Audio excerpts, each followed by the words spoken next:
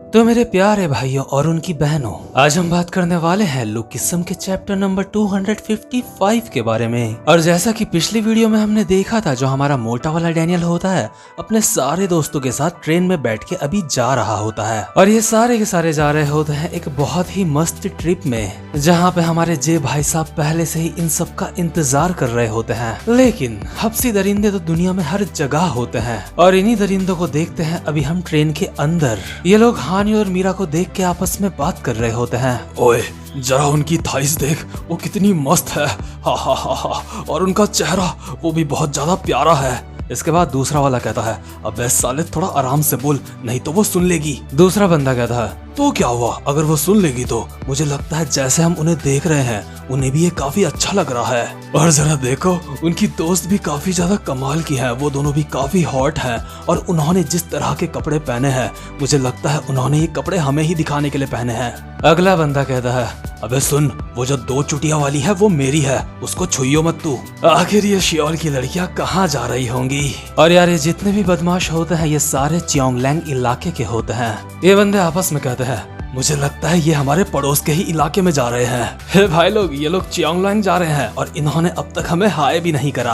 हा हा हा हा। लेकिन मुझे एक बात समझ नहीं आ रही है, इतनी ज्यादा हॉट लड़कियां ऐसे बेवकूफ लड़कों के साथ क्यों हैं? और बेवकूफ लड़कों से इनका मतलब होता है जैक और मोटा वाला डैनियल। अभी जो जैक होता है वो मीरा को कहता है, हे मीरा, तुम्हें तुम्हारी सीट अनकंफर्टेबल नहीं लग रही है? अगर ऐसा है तो तुम मेरे ऊपर आके बैठ सकती हो। और डैनियल अपने फोन में देख के सोच रहा होता है, वो अब ड्यूक टीवी में आने लगा है। इसके बाद ये छपरी लोग कहते हैं, आखिर उन लड़कियों के साथ वो मोटा कौन है? और वो साला छोटे बालों वाला हरामखोर, उसको अपने बालों में कुछ जेल वेल लगा लेना चाहिए।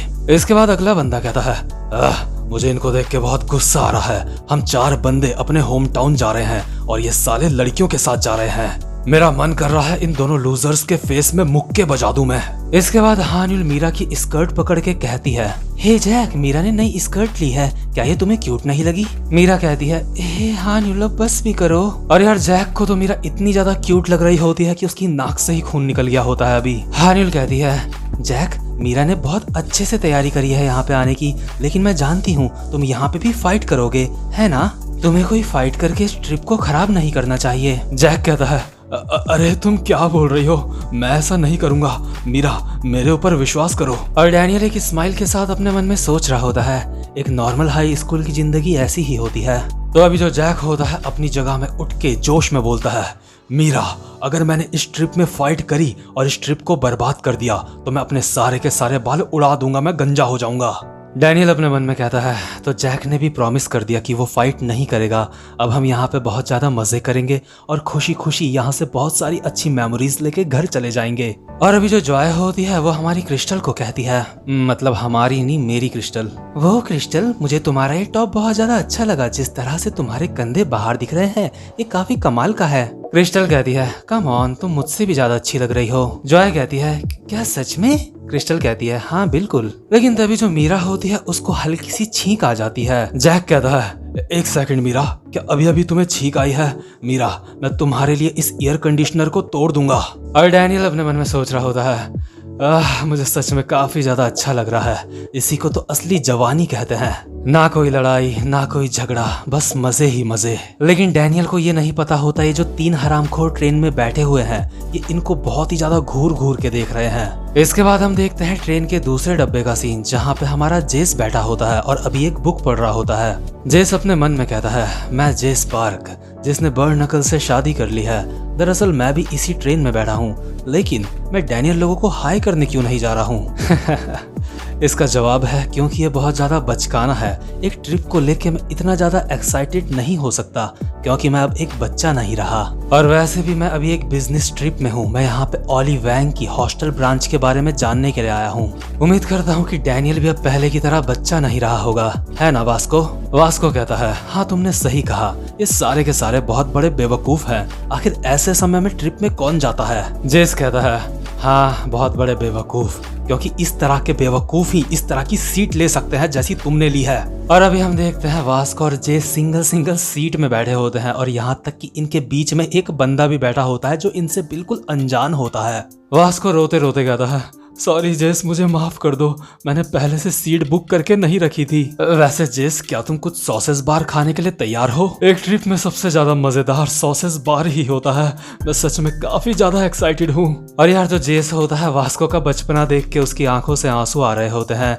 जेस अपने मन में कहता है, आखिर मेरी आंखों से आंसू क्यों आ रहे हैं? वैसे जेस के बगल में एक और सीट होती है, लेकिन वो पहले से ही बुक होती है और इसीलिए वास्को वहां पे नहीं बैठ सकता। तभी हम अचानक से देखते हैं जेस के बगल में एक लड़की आती है और कहती है, एक्सक्यूज मी। जेस अपने मन में कहता है, क्या एक लड़की?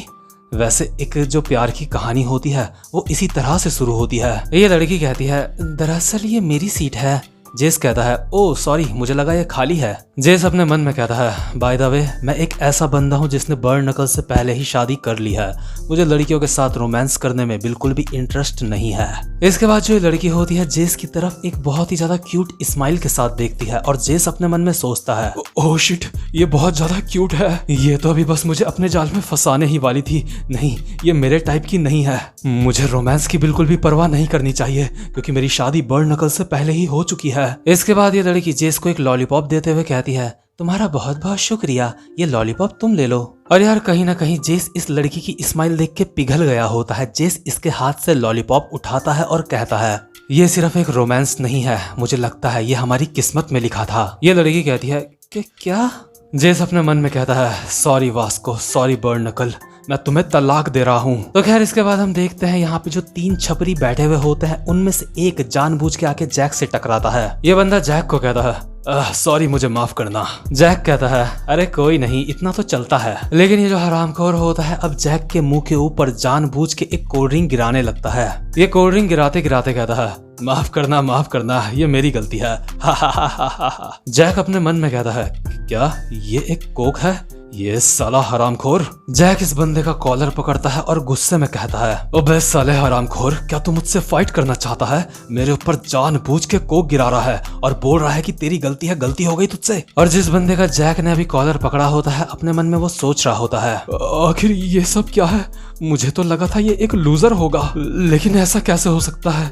ये अभी काफी ज्यादा डरावना लग रहा है और ये काफी ज्यादा लंबा भी है। लेकिन इसके बाद जैक को याद आता है कि उसने कहा था कि अगर वो फाइट करेगा तो वो अपने बाल उड़ा देगा सारे के सारे और गंजा हो जाएगा। और इसीलिए जो जैक होता है इस बंदे का कॉलर छोड़ देता है और कहता है, ठीक है, सबके सब हम इस ट्रिप में बहुत ही आराम से जाएंगे। और सामने वाले बंदे को ऐसा लगता है कि जो जैक है वो इससे डर चुका है, इसलिए ये अपने मन में सोचता है, मुझे तो पहले से ही पता था ये एक नंबर का लूजर है। इसके बाद इसके साथ के बंदे कहते हैं, अबे साले, मैंने तो तुझे पहले ही कहा था, इसको लोग बिल्कुल पंचिंग बैग की तरह मारा करते होंगे। दूसरा वाला कहता है, अबे तेरी जगह मैं होता ना, मैं इसको अब तक जान से मार देता।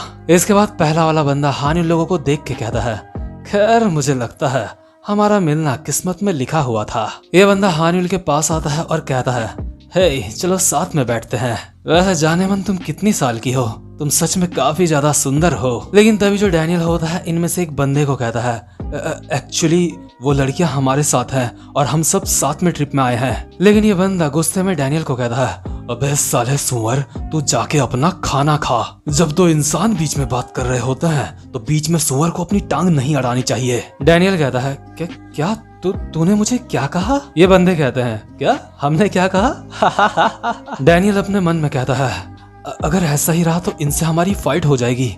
नहीं, मैं फाइट करके इस ट्रिप को बर्बाद नहीं करना चाहता। जैक भी अभी अपने गुस्से को अपने अंदर दबा रहा है। मुझे लगता है जैक भी फाइट करके खुद को गंजा नहीं करना चाहता शर्त के मुताबिक। डैनियल इन लोगों को कहता है, हे आखिर तुम हमारे साथ ऐसा क्यों कर रहे हो? हमने तुम्हारे साथ कुछ भी गलत नहीं करा। इसके बाद दूसरा बंदा कहता है, अबे साले, हम जो कुछ भी कर रहे हैं जानबूझ के नहीं कर रहे हैं। अगर तुझे ये सब कुछ अच्छा नहीं लग रहा है तो आ मार मुझे। लेकिन अभी जो डैनियल और जैक होते हैं अभी बिल्कुल मुंह बंद करके इन लोगों के सामने खड़े हो जाते हैं, क्योंकि इनको इन लोगों से बिल्कुल भी फाइट नहीं करनी होती। और ये छपरी अपने मन में सोच रहे होते हैं, मोटी बुद्धि कहीं के, हमारे सामने इनकी जबान तक नहीं निकल रही है अभी। आखिर ऐसी कमाल की लड़कियां इन ढक्कनों के साथ क्या कर रही हैं? मैं तो ये सोच रहा हूँ ये लड़कियां हमारे साथ कैसे आ सकती है, मुझे कुछ करना पड़ेगा। लेकिन तभी इन बंदों के पीछे से हमारा वास्को आता है और एक का कंधा पकड़ के कहता है, यहाँ से दफा हो जा। छोटे डैनियल और जैक तो आखिरकार हम मिल ही गए। जैक और डैनियल कहते हैं,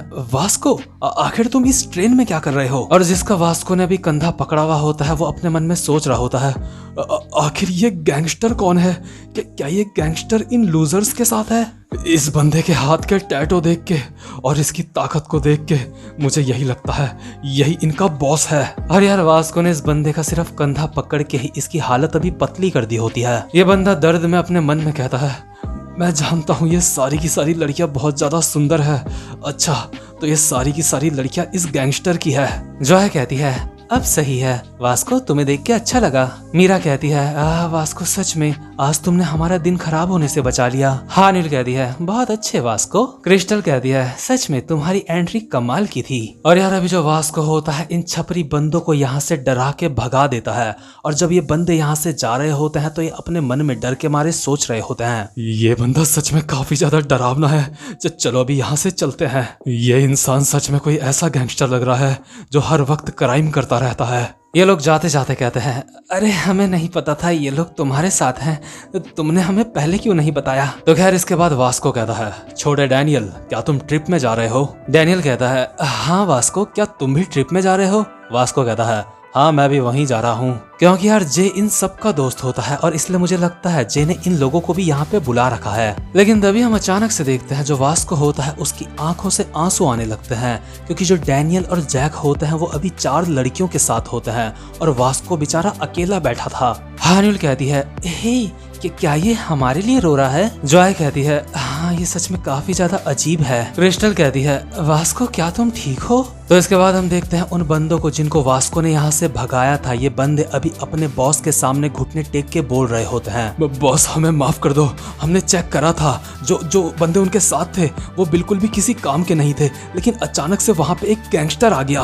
बॉस अगली बारी वो लड़कियाँ सारी की सारी पक्का हमारी होंगी। और यार अभी जो इनका बॉस होता है वो इन्हीं के ऊपर लेटा हुआ होता है बैलेंस बना के। ये कहता है, क्या तुमने कहा वहाँ पे खतरनाक सा गैंगस्टर आ गया? आखिर वो हरामखोर कौन है? और यार इस बंदे का नाम होता है मैट कैंग और ये इनका बॉस होता है। तभी जो ट्रेन होती है एक स्टेशन में रुकती है और एक अनाउंसमेंट होती है, हमारी ट्रेन यहाँ पे कुछ समय के लिए रुकने वाली है, आपका सफर मंगलमय हो। और ट्रेन के रुकते ही जो हमारा वास्को होता है सीधा भाग के सॉसेज बार खाने के लिए चला जाता है। वास्को अपने मन में सोच रहा होता है, एक ट्रिप का मतलब ही सॉसेज बार होता है। इसके बाद जो दुकान वाला बंदा होता है वो वास्को को 2 सॉसेज बार और देता है और कहता है, गैंगस्टर अरे नहीं मेरा मतलब सर, ये लीजिए आपके 2 सॉसेज बार।